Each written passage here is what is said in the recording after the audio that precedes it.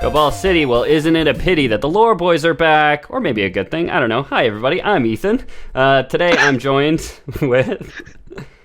James Miller, here from Mexico. James Miller, and Peter's not here today, as you may have noticed, because no one, jumped in to get down our throats to introduce himself before either of us, as Peter always does.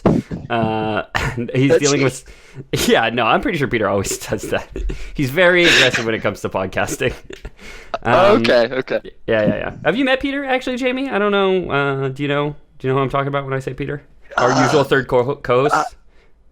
I've got a memory span of about 3 weeks, and I haven't seen anyone named Peter in the last 3 weeks. So. Oh, okay, fair. No one in person named Peter. Only Pedro's. Exactly. Only Pedro's. Okay, I gotcha. Yeah. Okay, well, he's a lot like a Pedro, just more Greek, I think, is the main difference. Yeah. Picture Pedro with yogurt. Yeah, exactly. Cheesy Pedro. Hi, everybody. This is a lore podcast. We're down a host today. He's dealing with some very, very serious personal stuff that is too top secret for us to even talk about, honestly. He's doing some government work. He's out in a third world country taking on some contracts, very shady stuff, but we're filling in for him. I'll be hosting. So this is going to be the third in a three-parter based on Jeska from Magic the Gathering and her brother Kamal. When I say third in a three-parter, I mean third in a four-parter, because even though I promised to wrap this up in 3, I finished writing today, and I found a lot of fun stuff that I want to talk about, and it just did not feel right to end the podcast saying, and then she became the false goddess Corona, and then, leave it there. I feel like we got to wrap that storyline up, right? Damn, dude. I've seen ads for her all over Mexico. Yeah, she comes in bottle or can. She's best with lime. Are there actually Corona ads in Mexico? It's like whenever you look at a bar and you see Molson Canadian on the umbrellas, that's the kind of stuff. It's all Corona? Okay. Well, it's a lot of Corona. Across the street from me, there's a literal hole in the wall that is like a breakfast place, but it's a literal hole in the wall because their umbrellas are Monsters cans, actually. Oh. So the hole in the wall comes from Kyle that built it. At a restaurant. That is amazing. You just have a Monster Energy with your eggs in the morning. Yep, excavated by Kyle's. That's how they made it. Yeah, an archaeological find. It's hard to find just a place for eggs in the morning though. I'm not having an easy time finding. You can't ask for eggs. You have to ask for huevos. Huevos, okay. Yeah, that's why. If you go around asking for eggs, they won't know what you're talking about. That's the problem. So last time,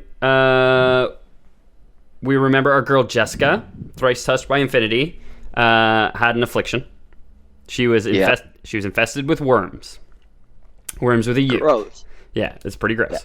Yeah. After chasing her brother and the Mirari, which is a Super Bowl shaped artifact that grants wishes, but in a monkey's paw way, where it destroys the wisher with their wish. So she was chasing her brother and the Mirari. She was stricken down by a wizard named Braids, a Cabal mage, and taken back to someone named the Cabal Patriarch. The Cabal Patriarch had Jeska turned into Phage, the Untouchable, through the intervention of their god Kuber and his own deadly touch.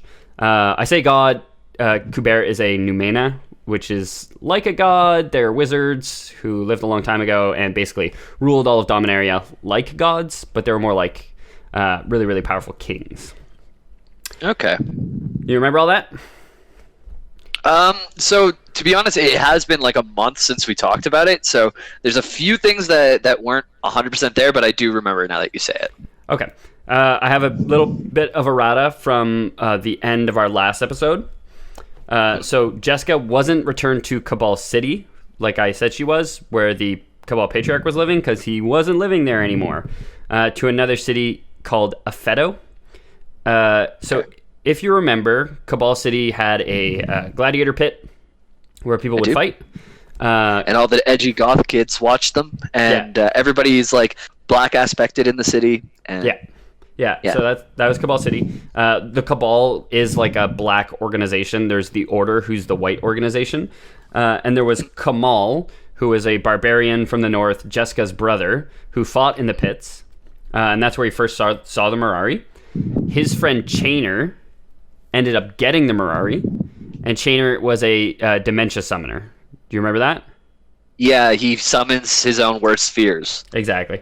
He ended up getting the Mirari, lost control of the immense power granted him by it in a pit fight against Kamal, and was transformed into a horrific beast of his own worst imaginings, then eventually slain. Cabal City, in the process, had sustained horrific damage and was completely overrun with his dementia monsters, and the Cabal relocated to the city of Afeto. Okay. So cool. after Chainer's fight with Kamal, Cabal City was overrun by these like horrific beasts that are like arms sprouting out of bellies and stuff. You know, what could be more horrible?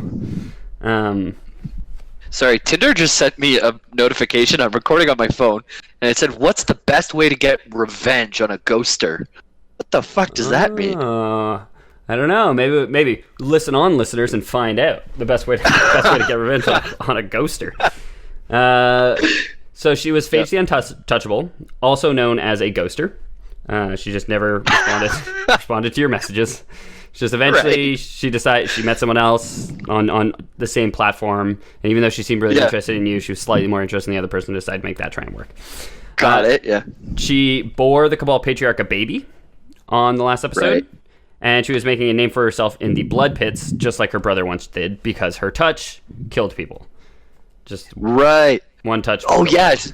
Yeah, she just take off a glove and, like, touch someone, and then that was it. Yeah, exactly. I remember. What happened to her brother again? I'm sorry if you just said it. But... So, I'll feed back into it as we go through, but basically, Kamal got the Mirari after defeating Chainer. He tied it to his sword. Went back home to the barbarian tribes and tried to unite them. There, Jeska and like his old father figure, the leader of the barbarian tribes, tried to stop him. He ended up like dividing the tribes, and there was like a war between them. And he ends up like slashing Jeska with his Mirari sword. Right. And then he's like, "Oh, the thing was actually evil the whole time. Like it corrupted everybody else's wish, but I thought my wish for power would be like innocent and good." So he ends up almost killing his sister. He takes her into the Croson Forest, where he's chased after by Braids and Aquantis, the merfolk ambassador, or Laquantis, sorry. I remember him. And anybody who's like doesn't know what I'm talking about right now, this was all on a previous episode. Like I said, this is the part 3. Just a quick little recap though. So then then Braids captured Jeska and took her to the Cabal Patriarch and transformed him. And then we're gonna find out what happens with him. Awesome. And Jeska, and maybe a couple other people. So we ended the episode with Jeska killing someone in the pits named Nivea, a woman. Nivea was married to a well-known pit champion named Ixidor, who had a bit of a gambling problem. So this episode, we're going to focus on Jeska and Ixidor. Kamal is going to be kind of just like he's going to show up and make plot happen every now and then. And then we're mainly going to be talking about Jeska and Ixidor and somebody that Ixidor creates. So got it. Jeska Phage, I should say at this point, is in the pits, and she kills someone named Nivea, who's the wife of this pit champion named Ixidor. Ixidor had a bit of a gambling problem. He was known to frequent the pits, and he would always bet on his wife, and his wife would always win, and they were getting rich like that, and then she's killed, and he's all of a sudden out all his money, and he has a bunch of debts that he can't pay off. So seeing his wife brutally killed by Phage, an avatar of death, didn't do good things for Ixidor's mental well-being. That's like something you really need to take like some PTO for, you know? Personal time off, definitely. Your wife gets slaughtered in front of you, and you lose your all of the money that you own. Not just in front of you, but in front of all your friends and cheering crowds of adoring fans. And they're into it too. I forgot about that whole aspect of it. Yeah, that's kind of the thing with Bloodsport. It's the sport, right? So people are all about it. People go nuts. Team Phage, let's go. Yeah, team Murder all Queen. Of a sudden, your hockey team losing doesn't seem so bad. Yeah, right? Yeah. I mean, put it in context, right? Could be worse. We could be on Dominaria, boys. So Ixidor took his personal time off in the form of exile, because his debtors were basically like, you got to get the fuck out of town or we're going to kill you. So he's like, well, I guess I go live in the wilderness now. He devoted his time banished to becoming more powerful. He'd always been a master of illusions, but now his illusions took on greater form. So he was basically able to manifest his illusions in reality. So he was able to imagine something much like Chainer, but he wasn't imagining his worst fears. He was just kind of imagining anything and making it real. Okay. Which sounds like my kind of magic, honestly. If you had to pick like a school of magic, like, oh, I can cast fireballs. Like, ooh, I can make books float. It's like, yeah, I can just imagine anything and it becomes real. Like, that's pretty cool. Honestly, if I were to choose one, I think it would be protection magic, though. I think that's just so cool to be able to protect you or the ones you love, like on a whim. I think that's really cool. God, you're such a fucking nerd. You're a lovable nerd, don't get me wrong, and I appreciate that you would protect me being one of your loved ones, surely. Exactly. If I was tied to a train track and there was a train coming at me and you could pull a switch and it would not kill me, but it would go and kill 5 strangers, what would you do, James? I would say, Ethan, stop imagining that train. You're just trying to test my love. And then I would imagine a sick jump for the train to do as it jumped over me. And like the steam whistle would go. It would be fucking sweet. So Ixidor is out in the wilderness, and he's creating a bizarre paradise for himself, shaped by the wanton whims of his imagination. He planted a seed of magic within Phage, so that anytime she killed, a death worm would spawn. Sick. A colossal worm hundreds of meters long. All her past kills, and the kills she would have from then on, would manifest in this way, coiling inside Phage, waiting to be released. So Ixidor's the one who gave her the worm infestation. I mentioned him at the end of last episode. I'm not even sure I named him at the end of last episode. But he's important in this episode. Okay. Are they imaginary worms? No, they are his imagination, but they manifest in reality. And the way he's imagining it is every kill that she does is like an egg inside of her, like waiting to hatch into this like horrific, half a kilometer long worm that could just like destroy like huge swaths of land and city. It's like her conscience. Yeah. Your conscience is worms. That's. I think Plato said that, right? Well, no, it's that when you do bad things, it manifests within you, kind of thing. Okay. Yeah. Okay, like worms. I got you. Yeah, like Plato said. Yeah. So this was surprisingly scant comfort for Ixidor. No number of devastatingly large worms you implant into the subconscious of your greatest enemy will bring back your dead wife. His illusions weren't so good that he could bring her back perfectly, but by gum, he could try. His grief remained so great that his wrath would manifest. I love that saying. I'm sorry. By gum. It's the second time I've heard it this week. I don't know the last time I've heard it before. Yeah. We're bringing it back. Okay, baby. Sorry. We're bringing it back. Yeah. Everybody tweeted Jamie by gum. Ixidor's grief remained so great that his wrath would manifest itself in one of his greatest and best-known conjurations, Acroma, the Angel of Wrath. At the cost of his right arm, Ixidor summoned a being capable of destroying Phage. So he couldn't bring back his dead wife, but he created something that could destroy his wife. Now, Acroma is... Or destroy what destroyed his wife, not destroy his wife. Sorry, yeah. What did I say? What did you say? Because I was just going to say destroyed his wife. Yeah. Same. Okay, I'm glad we're on the same page. So in terms of Magic the Gathering, and I know I get really buried into story, but this is like Magic the Gathering is a card game. For anyone who's jumping into this episode and doesn't know what Magic is, it is a card game. So Jamie has a... How did you find us before Magic the Gathering, though? Yeah, that's what I want to know. That's a good question. So, because we need to know how to get more people like you on board, because you're really like an untapped market, obviously. The Amish. Untapped. Yeah, untapped. There's good mana pun for you. So basically, in the card game, Acroma has protection from black, which Phage is. So Phage cannot do any damage to Acroma. She also has Flying, First Strike, Vigilance, and Trample, and Haste, which are all insane. She's a super powerful card. She basically can't be touched by anything that's a ground unit and gets to hit first all the time. And on the turn that she's played, she can also attack. Yeah, and any damage that she does, she'll empty the opposing monster's life pool, and then the rest of it goes to the summoner. That's insane. She's as expensive as Phage, but white mana, not black mana. So she's very, very expensive. But she's very, very strong. And so, like, Phage was, like I kind of mentioned, she was always kind of a meme card. She was always kind of like special decks that tried to do funky things to just, like, win the game on a fluke. Akroma was just a super, super, super powerful card. Akroma always went for a lot of money. She still goes for like $5. If you want to buy an Akroma card now, you still have to spend like $5 just to buy the card. When she's she's only played in like older formats, you know? Yeah. Every time we talk about this, like, I just want to play Magic the Gathering. Like, do you have 2 decks? Can we just play a game sometime? I do have 2 shitty decks. Okay. I also have an online account with some cards that you could play against other people. I can make some decks for you, and you can play against other people. Okay, cool. But absolutely, we can figure it out. Or we could just go to a draft night or something, and we could just a Friday night sometime. We could just go play some FNM and.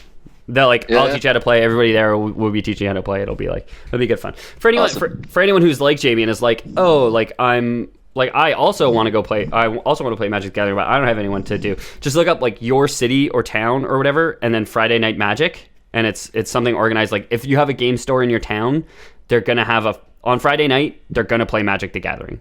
It's just it's a thing. It's a thing that game stores do. So cool. Look up Friday Night Magic in your town, and you should be able to find something.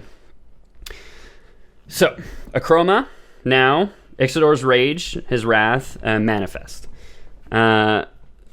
She was crafted in his dream and made of his flesh. Ixidor gave her but one objective, to avenge Nivea, no matter the cost. So, obviously, we're setting her up, Akroma, for a lifetime of fulfillment and success, right? Like, just, you have one goal, and it's pure bloody vengeance. That's like a good thing to do for like your kid. It's essentially his kid. You know what I mean? Like his wife's gone, but now he has a kid, and he's like, "Well, you're gonna kill the person who killed your mom." That's the only thing. Right. Yeah, I'm starting to think like after you do that, then what do you have to live for? But yeah, well, it might seem nothing. It might seem like nothing. Yeah, that's. Yeah. Huh. So Akroma sets out for. Oh, we don't have purpose, but let's move on and talk about lore. Yeah. This is purposeful, you know. We're talking about make believe stuff to each other, so that's kind of important if you think about it. Really, don't think about it too hard. Right. Think about it a bit. So Akroma sets out for Aphedo, not Cabal City, in search of Phage. She wouldn't be hard to find, as celebrations were taking place for the recent completion of the construction of Aphedo's Grand Colosseum. In the arena, a fight was taking place between Phage and her brother, the barbarian Kamal. Whoa! That's pretty big. Mm-hmm. That's pretty big. I didn't know that was going to happen. Her brother... They're both like... Wait, sorry. They're both like such tarnished versions of themselves from the beginning of the story too, right? Her brother was like this nice boy who just left the green town and he's going to fight, and like she was like a nice enough person. Now she's been gashed open, filled with worms. He's like all tainted from this. Yes, Mercedes. I mean, she and like this is something I was kind of going to touch on later, but like this is such like quintessential like male fantasy writing where it's like. The woman just goes through all the shit, and the guy is like, oh, he had the curse of being an asshole when he was born, and that's why you got to feel bad for him. Like, yes, absolutely, but she was like, because of her brother, who she was trying to stop from murdering, like, their family, basically. She was kidnapped by black wizards. She was killed and brought back to life by an evil god, so that she could bear the ruler of the evil city's child, who was the evil god reincarnate and filled with these horrible worms. Yeah, now once a month she has these horrible worms against the hysteria. Yeah, that's it. It's whenever the moon comes out or something. I don't know how periods work. And then Kamal, for his part, was like, I'm obsessed with the Mirari. I'm going to chase it forever. And then it like disappeared, and he lived a good life for a little while, and then it came back, and he was like, I'm going to chase it again. And then got it and killed his sister, or tried to kill his sister. Okay. Kamal's obviously the asshole here. Yeah, and I mean, it's gonna get a bit worse in terms of misogyny, I think. Okay, because they're about to fight.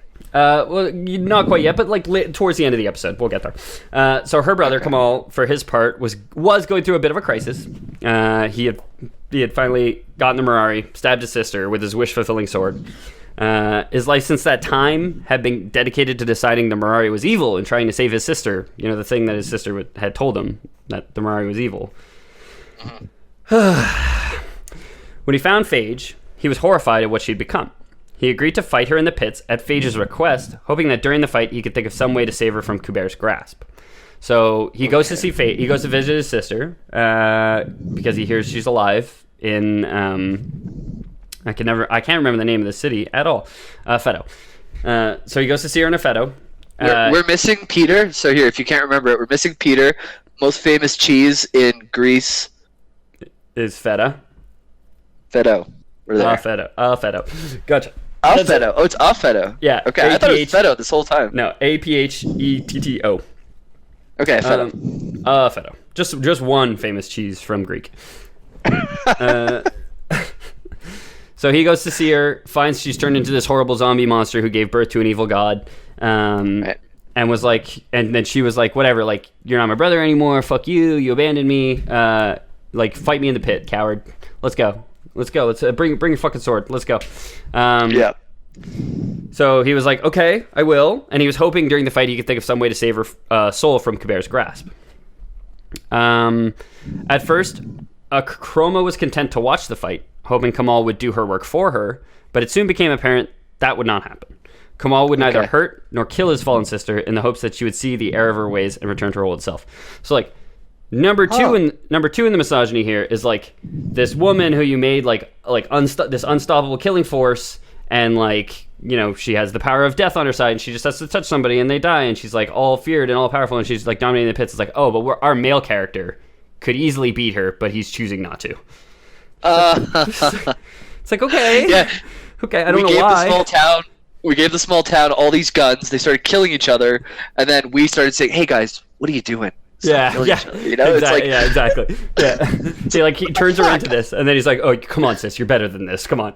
You're like, just like doing the older brother thing where he's got his hand out on her head, and she's just like swinging her like two like pointer fingers, trying to just touch him, and she can't touch him for some reason. Like, I don't know. But Akroma is watching this and is like, "Oh, Kamal's not going to kill her."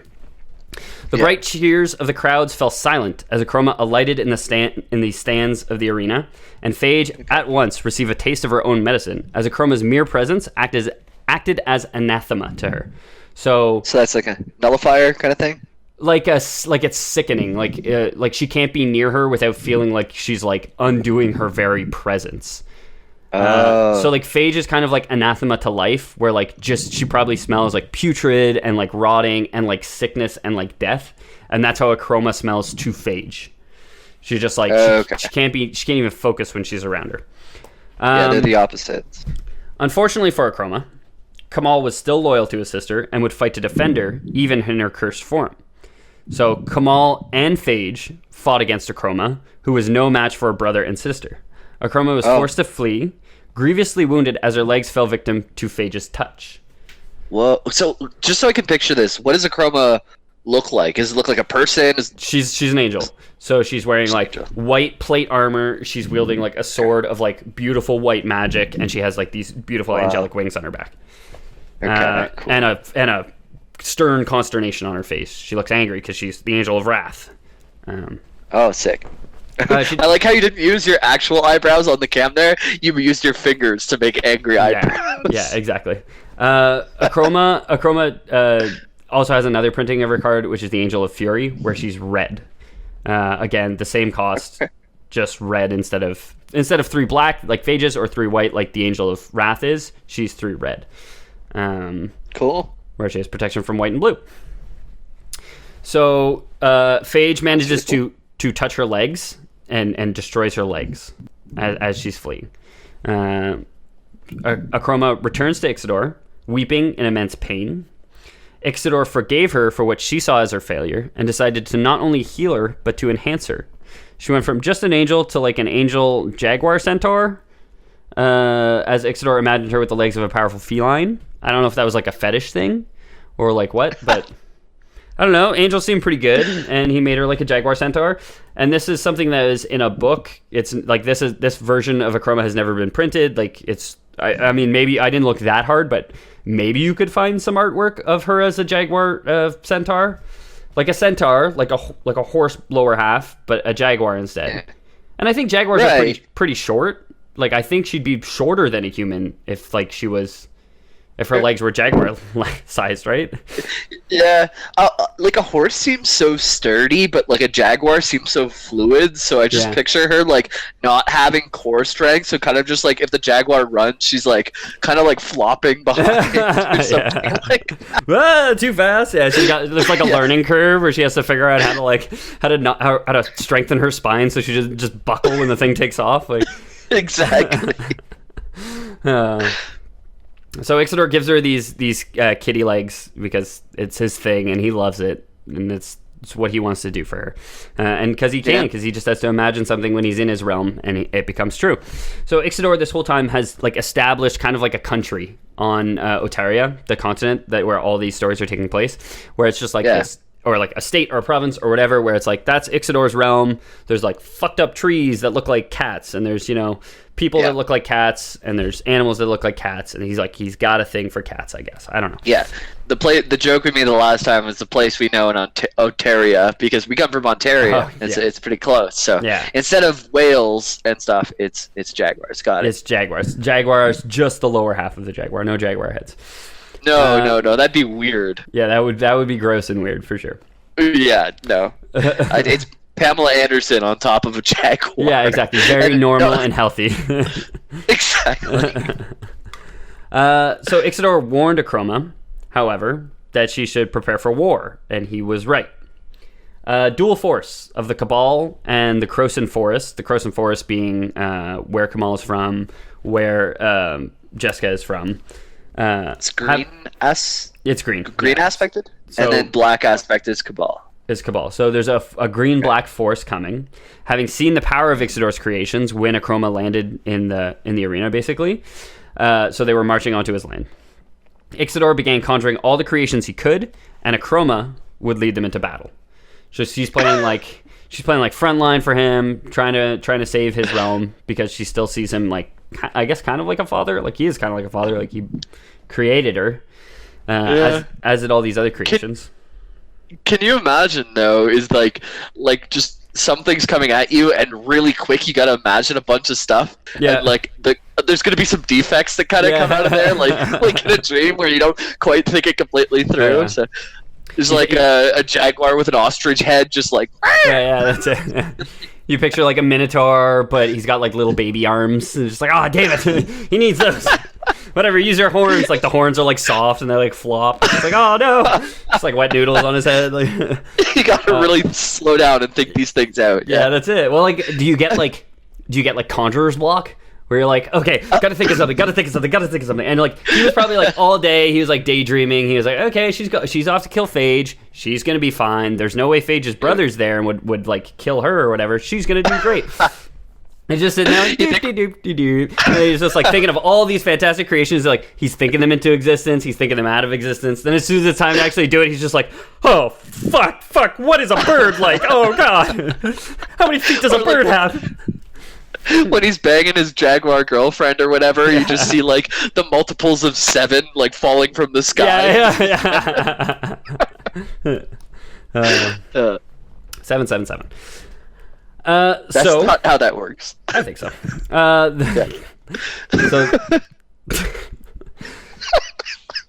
Akroma is leading his forces of baby arm minotaurs and ostrich jaguars into battle. The battle would rip Ixodor's lands apart, throwing skyward all manner of fantastical creature and awe-inspiring wonders. In the beginning, at least, it seemed as though Ixodor's forces, with Akroma at the fore, were winning. So they're holding the Cabal and the Croson Forest back. That is, until those forces encountered Phage. Striding forward, an avatar of darkness and a roiling black death, Ixodor's curse against her was finally reaching its ultimate conclusion. For each of Ixodor's illusions slain, a giant coiling deathworm sprouted forth from her, adding to the destruction she wrought. That is sick as fuck, dude. So going through the battlefield, this black cloud, these worms like climbing above her and like roiling through the earth. Yeah, that's pretty fucking she's cool. just like, every time she like kills something, she just like summons this like giant worm that just like adds to the destruction. That's some like Lich King shit, dude. Like turning undead kind of thing. Like, exactly. That's pretty cool.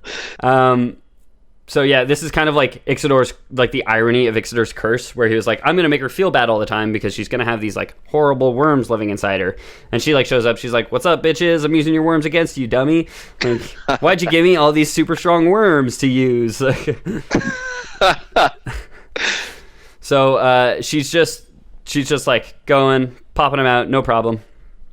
The last worm that she spits out is the soul of Nivea herself, slain when Ixidor's torment began. As it does, Phage collapses and reverts once more to Jeska. So Ixidor's magic and the magic that he planted in Phage was strong enough to kind of undo this Numena's curse on her that turned her into Phage the Untouchable. It's like unstoppable killing machine. Suddenly she's Jeska again. We've talked about Planeswalkers before. We've talked about Planeswalker sparks. Jeska's spark is not clear when exactly it happened. I like to think that it was like in this moment that she has her spark and she realizes like, so like shit's happening. Like she wakes up from a fugue state. She's like, oh shit, I've been killing people. That's not good. I was like gonna kill my brother. That's not good. Although he was much too strong for me. Older brother, too tough. For anyone who doesn't know what a spark is, it's the moment that someone transcends like humanity or basic life into becoming a planeswalker, and it can pop at any moment, usually within extreme stress or some sort of extreme situation. Yeah, like a turning point in a character's life, basically. One of many climaxes in a character's life. So Jeska, child of Otaria, and the barbarian tribes to the north had been reborn. The worm, the last worm, Raging Soul of Nivea, would swallow Ixidor as Akroma watched helplessly. Not only does the curse, come back to bite him because it ends up destroying his armies, but like the worm that was basically the corrupted soul of his ex-wife is the one that would swallow him. So what I'm learning is that notification I got from Tinder, I should not try and get revenge against the ghosters because the ghosters will kill me eventually. What? No, it's saying you should send giant all destroying worms after ghosters. If a woman... Oh, okay. So I'll send worm pics.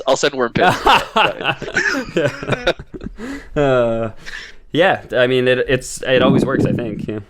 Yeah. Having never done it, I'm pretty sure it always works. I have a friend Tanner. He tells me it's surefire. Sounds like someone who would send that. The name like Tanner. Right. Okay, I was going to get into something. I'll get into it in a little bit. But now Jeska once more. She had found her spark, but she had unleashed devastation which threatened to not only destroy the continent, but to tear apart the very fabric of this world.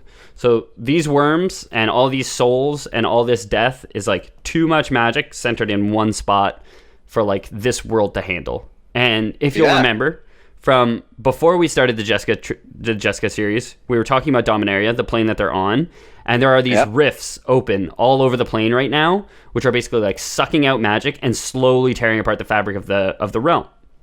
Wow. The only way that they can get sealed is if a planeswalker offers up their spark to seal it. Right. Yeah. So you have to sacrifice yourself to save. Exactly. Okay.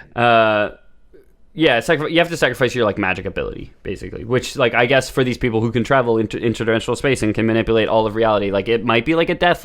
How good is your life after that? If you're a person like Ixidor who can literally will things into existence, how do you go back to being a normal human? I don't know. I think your ego's too out of control at that point, right? Yeah, to tie it into the misogyny, I guess it'll be a magic vasectomy. Yeah, exactly. You still shoot, but it's just not. It doesn't have the same potency, Exactly. So she wakes up from this fugue state as Phage, where she delivered all this death, all this harm, and she sees these worms just tearing apart the land, and destroying everything, and just wreaking death. Damn. So she uses her power to reabsorb the darkness she had unleashed, pulling the essence of all the worms back into herself. All the worms but one, the one manifested from the soul of Nivea. So that worm this is just like a fun little bonus fact. Later on, Akroma will go find it, and she will confront the worm, basically, and she'll find Ixidor still alive, living inside the worm, worshipping the soul of his ex-wife. Holy fuck, dude. That's like... You can imagine anything in the world. You can imagine anything in the world, and you choose to live in a worm. Well, it's where his wife's soul is. So it's imagine where he wants another to be. wife. Speaking of misogyny,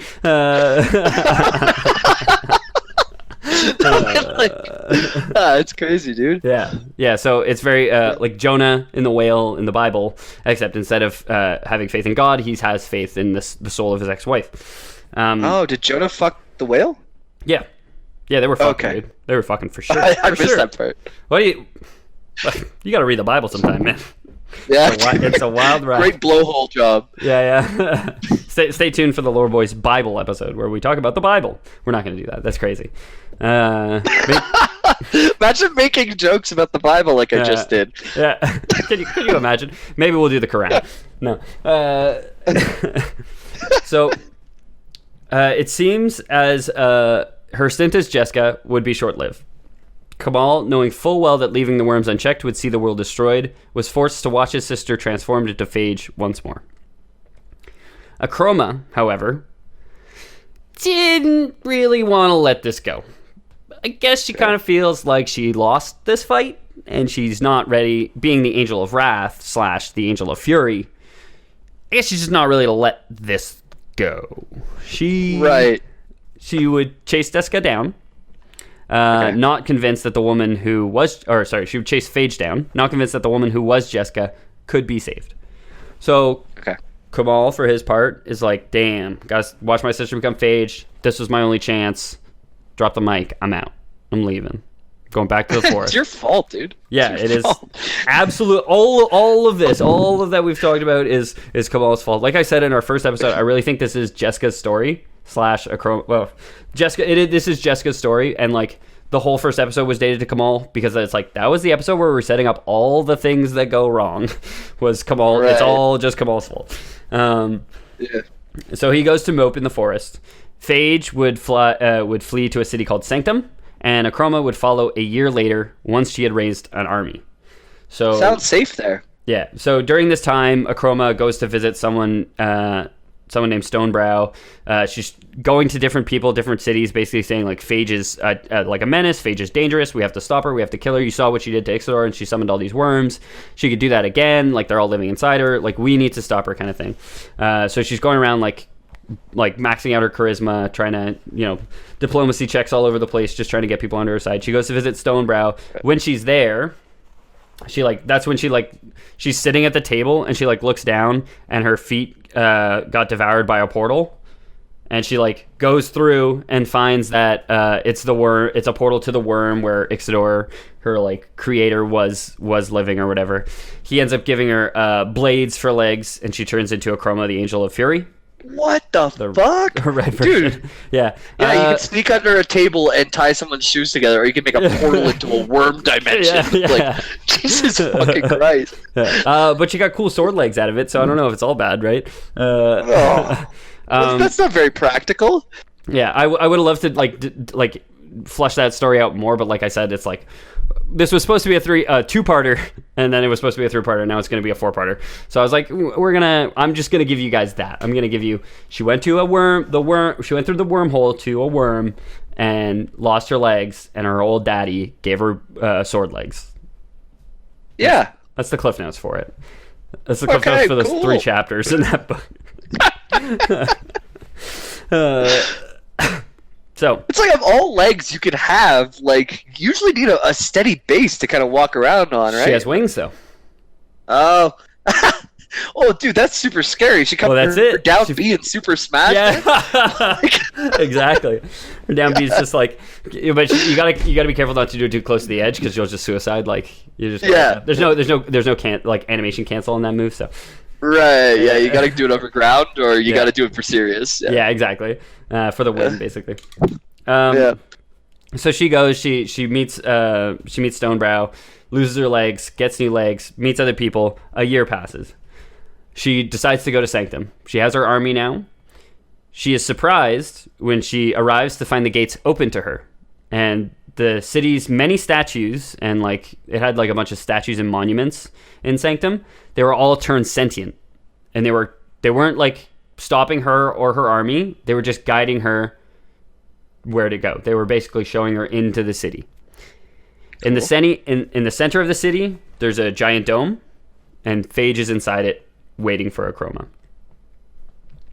While Phage had retreated to Sanctum, her brother returned to the Croson Forest to once more mourn the loss of his sister.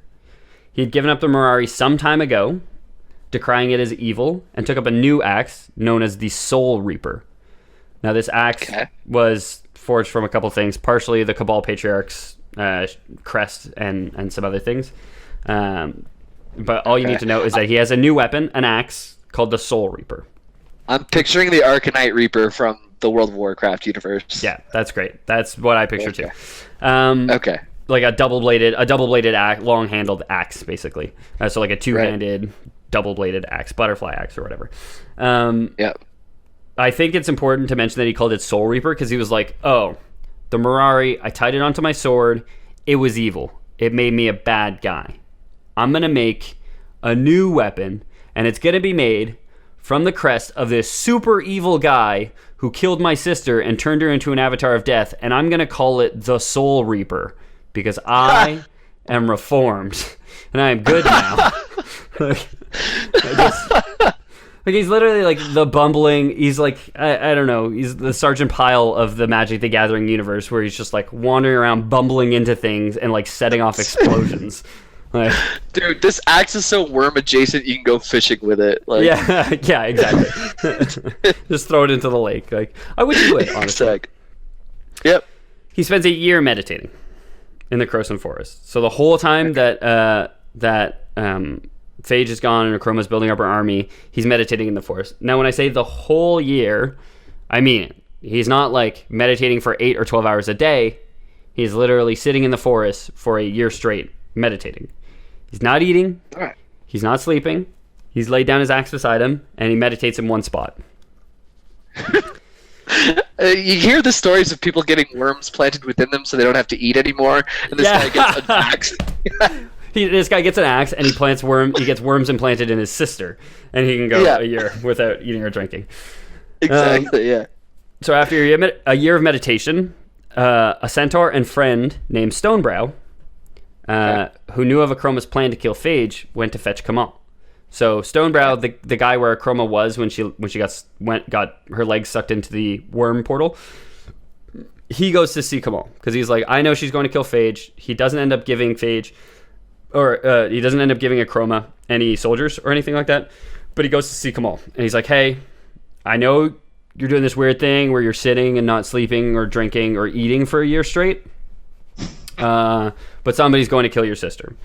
And Kamal, for his part, is like he hasn't eaten or drank in a year or really slept. So he's like not very responsive. He's just kind of catatonic. Yeah. Stonebrow places Soul Reaper in Kamal's hands. It becomes infused with green energy and Kamal is brought back. So it's not explicit, but I like to think it's like this is representative of a singularity of purpose now that Kamal has suddenly found. So he symbolically laid down his axe and basically like consigned himself to death. And his friend Stonebrow is like, no, like Phage is going to get into another fight with Akroma. I don't know what's going to happen. You don't know what's like, nobody knows what's going to happen now.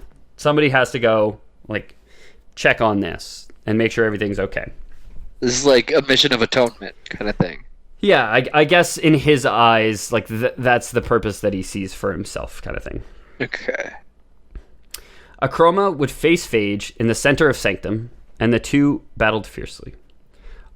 A woman named Zagorka, who had fought in the war against Ixidor, who came to be the leader of Sanctum, and who was slowly unveiling the secret that Sanctum had, would be present there. So Sanctum is not just a city. It's actually the awakening form of a new Numena called Averu, who sought to stop them. So let's talk about the Numena a bit.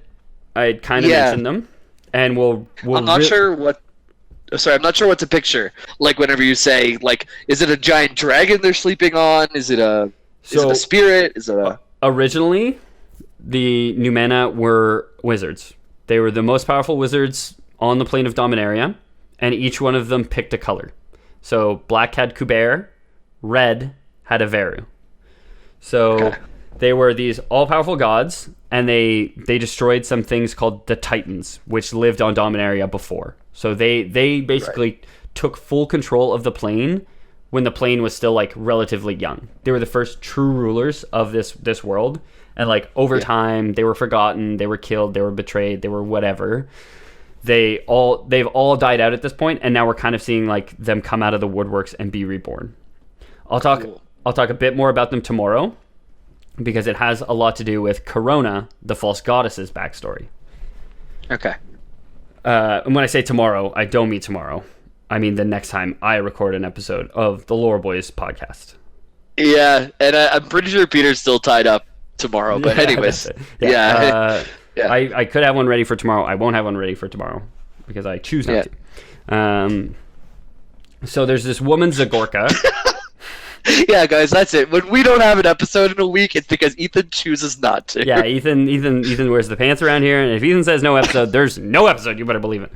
If somebody doesn't like my post on Twitter or give me a retweet or upvote me or send me a nice message on the email, we're not getting an episode because Ethan is pouting, and Ethan is in his room, he is lying in his bed writing in his diary, and he does not have time to record an episode. So there's this woman named Zagorka, horrible name, can I just say, who is probably black aligned. So she fought with the Cabal forces to invade Ixidor's lands and fought in what was called the Nightmare War. Averu, and then when she got back, they, like a lot of people who survived that war, went to Sanctum. Like they reallocated there, like a huge portions of the army, and she kind of got elected like unofficial leader of the city, I guess, like after Phage. But Phage like didn't really engage in the day to day. She was more just like, I need a couple of people to kill every day, and everybody else stay the fuck out of my way. And got it. Zagorka was like, okay, I guess I'll organize the tax collection then, The community center is a dump. Who's going to fix that up? I guess it's up to old Zagorka. Wait, is this a Stardew Valley episode? What do you mean the community center? That would be a very different game. I have started playing Stardew Valley, so that is why I thought of it. I'm glad you got there, too. Dude, I've been playing on my phone because I have it here. And, it's wonderful. Yeah. We'll link cable and I'll duel you when you get back. You better watermelon against my radish. Yeah. It's like the rock, paper, scissors, Stardew Valley. Watermelon beats radish. And cranberry beats everything. Exactly. So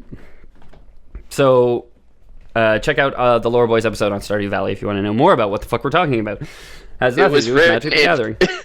Yeah, the Stardew Valley fun fact was written in like 30 minutes before I had to go up because we confused who was supposed to be writing, and no one had an episode when we showed up. So I was like, I love Stardew Valley. Don't worry, I got this. So. Jamie had just been playing it for like 4 weeks straight, like not sleeping, just fucking farming cranberries. So he was like, I'm good to go, honestly.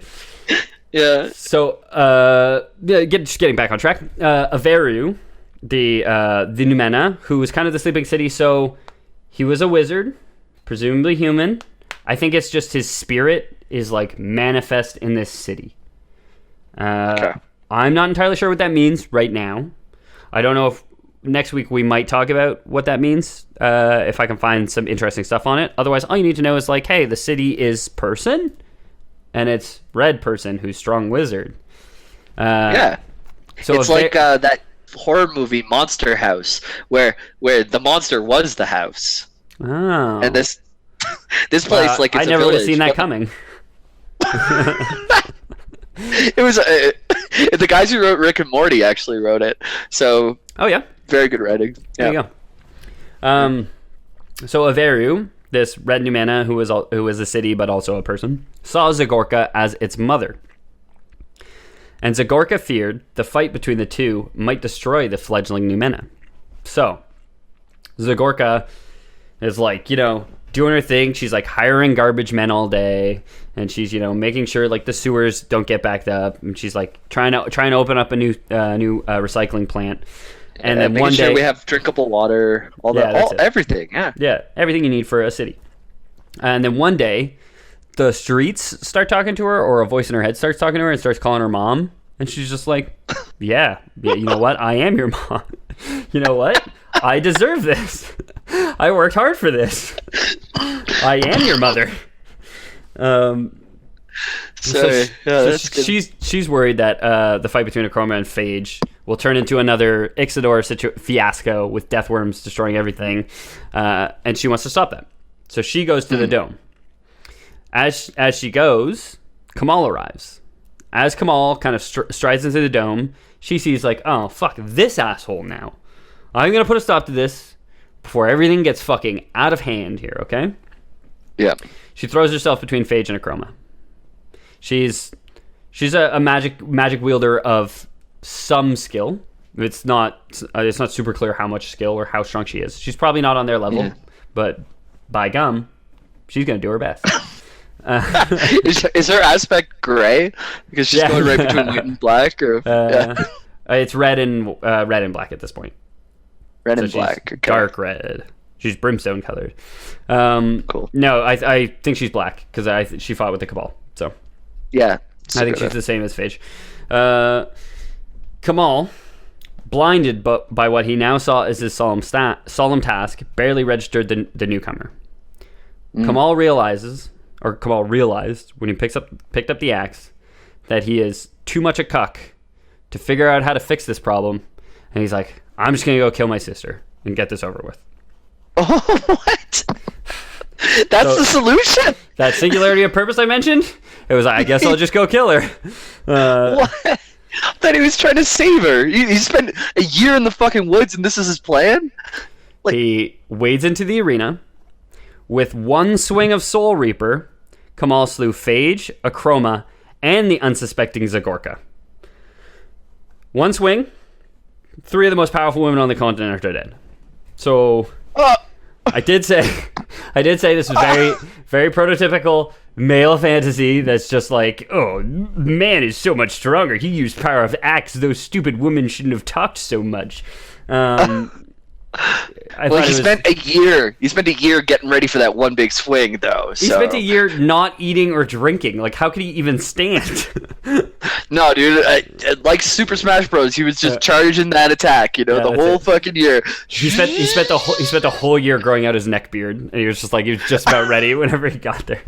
He put on his fucking button-up red shirt with a Chinese dragon on the back, like grabbed his katana, his fedora, and like his neck fedora beard. Down. Yeah, that's it. He Exactly. pushed his glasses up and they lit up so you couldn't see his eyes anymore. And then with one swing of his Soul Reaper, the most weeaboo fucking name for a weapon, the Soul Reaper, he kills all 3 of them. The souls of the 3 powerful women were torn from them so violently that they created a vortex swirling and melding together. There was a flash then, a blinding explosion.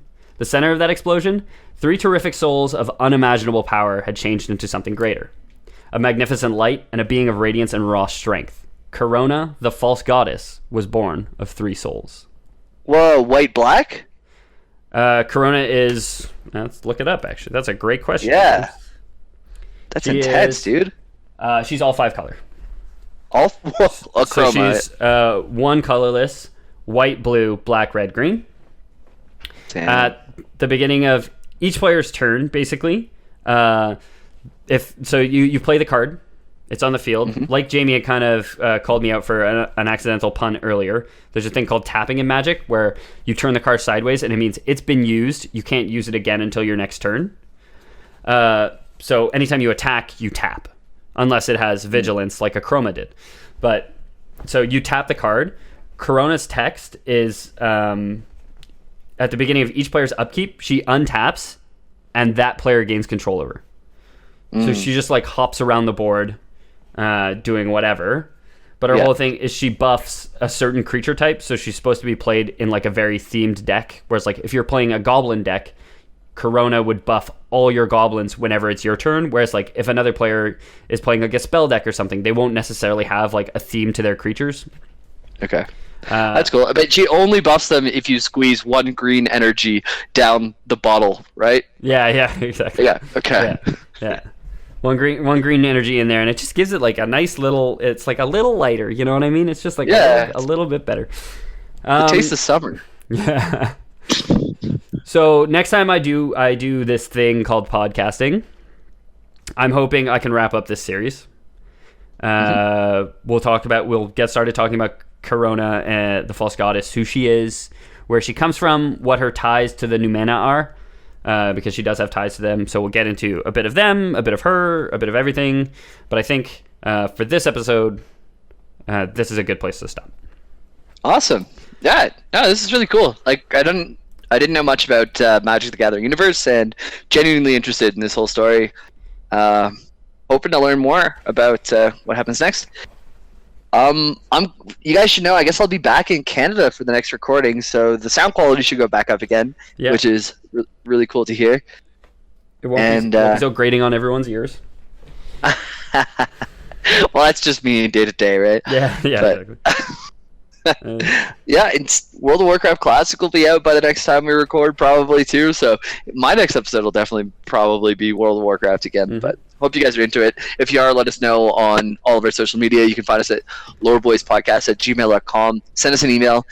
We read them out on air. We'd love to hear them. They honestly make our day. So send them over. So honestly, super, super nice. Even if it's like you're adding us to the Area 69 raid and you only speak Dutch, and we don't understand what you're saying, we still have a great laugh whenever you send us these emails, so keep that up. We got two emails today, or not this week, completely Dutch, saying Area 69. So is it like an Area 51 joke, but for 69? Yeah, for 69. I didn't Google Translate. I don't know, but nice. Are you going to read it? I did say I would. I don't have it right now. I'll read it on the next episode, I promise. Jamie and Peter can remind me to do it. I do want to give a shout out to Mecha Paladin and Saucy Chimera, our two patrons on Patreon. This week, sometime, we will have more tiers set up for anybody who wants to support us on any kind of denomination. Our lowest denomination right now is $3 paltry a month, and you'll get a shout out like I just gave you. Saucy Chimera on Twitter, Mecha Paladin. I'm not sure if he's on Twitter, but he's definitely Mecha Paladin on our Discord. You can find links to our Discord on our site, like Jamie said, loreboys.com. And it's a buck a boy. Buck a boy, and so $3. We each get $1. We have other tiers coming. We're